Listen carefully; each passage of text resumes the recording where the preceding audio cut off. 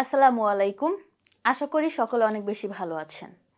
গত ভিডিওতে আমরা জেনেছিলাম লিঙ্কডইন ব্যবহারের গুরুত্বসমূহ। আজকের ভিডিওতে আমরা জানব লিঙ্কডইন প্রোফাইল প্রফেশনাল সেটআপ করার জন্য আমাদের কি জানা উচিত। চলুন তাহলে জেনে নেই একটি লিঙ্কডইন প্রোফাইল প্রফেশনাল সেটআপ করার জন্য আমাদের কি জানতে হবে। Cover photo, profile picture, headline, summary, job experience, skill and course curriculum. Number 1, cover photo. একটি কভার ফটো আমাদের প্রফেশনালিজম এবং আমাদের ব্যক্তিত্ব অনেকটা প্রকাশ করে থাকে। কারণ কভার ফটোতে আপনি কোন বিষয়ে দক্ষ বা প্রফেশনালিভাবে আপনি কোন টপিকটা নিয়ে কাজ করছেন ওই টপিকটা উল্লেখ করব আমরা। নাম্বার 2, একজন ব্যক্তি যখন আমাদের প্রোফাইলে ভিজিট করে শুরুতেই যে বিষয়টা তার নজর কাড়ে সেটা হচ্ছে প্রোফাইল পিকচার। প্রোফাইল পিকচারটি আদার সোশ্যাল মিডিয়ার প্রোফাইল পিকচারের মতো হলে কিন্তু আবার হবে না।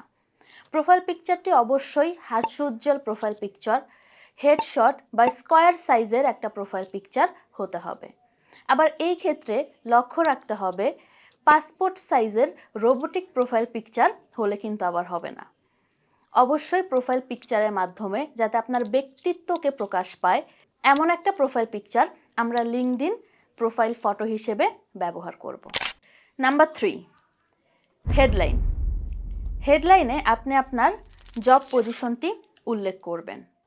যেমন ধরুন আপনি একটি কোম্পানির আইটি এক্সপার্ট, তাহলে এখানে আমাদের উল্লেখ করতে হবে আইটি এক্সপার্ট অ্যাট XYZ, যে কোনো একটা কোম্পানির নাম বা আপনি যেই কোম্পানিতে আসছেন সেই কোম্পানির নামটা আপনি উল্লেখ করে দিবেন।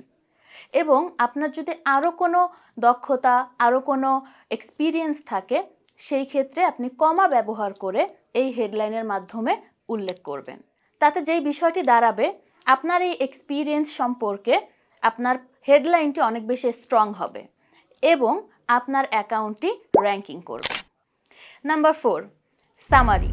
সামারিতে আপনি আপনার সম্পর্কে উল্লেখ করবেন, যেমন আপনার পূর্বের অভিজ্ঞতা, আপনার প্রফেশনাল অভিজ্ঞতা এবং আপনার রানিং কাজ সম্পর্কে এখানে আপনি সুন্দরভাবে উল্লেখ করবেন। যেমনটা আমরা ইন্টারভিউ বোর্ডে আমাদের নিজেদেরকে উপস্থাপন করি।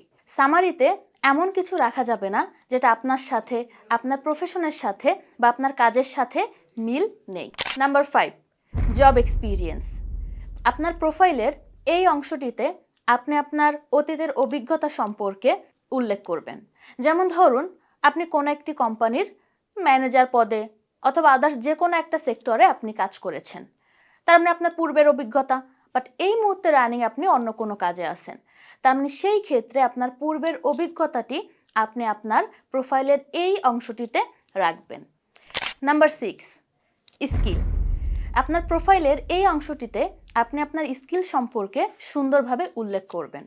যেমন আপনার কি দক্ষতা আছে, আপনি এই পর্যন্ত কোন কোন বিষয়ে আপনি শিখেছেন, আগে শিখতে পারেন, রানিং কি শিখছেন। আপনি যখন আপনার দক্ষতাগুলো আপনার প্রোফাইলের এই অংশটিতে তুলে ধরবেন, এবং অবশ্যই সুন্দরভাবে তুলে ধরতে হবে, যখন একজন বায়ার আমাদের প্রোফাইলে ভিজিট করবে বা একজন ভিউয়ার যখন আমাদের প্রোফাইলে ভিজিট করবে, সে আপনার প্রোফাইলের এই অংশটি দেখে বুঝতে পারবে আপনি কোন কোন বিষয় দক্ষ। তখন আপনাকে হায়ার করতে বায়ারের অবশ্যই অনেক বেশি সুবিধা হবে। তো এভাবেই আমরা আমাদের লিঙ্কডইন প্রোফাইলটাকে সবগুলো পয়েন্ট মনে রেখে সুন্দরভাবে সাজাতে পারি। আজ এ পর্যন্তই। ভালো থাকবেন সবাই। দেখা হচ্ছে নেক্সট কোনো ভিডিওতে। ততক্ষণ পর্যন্ত আল্লাহ হাফেজ।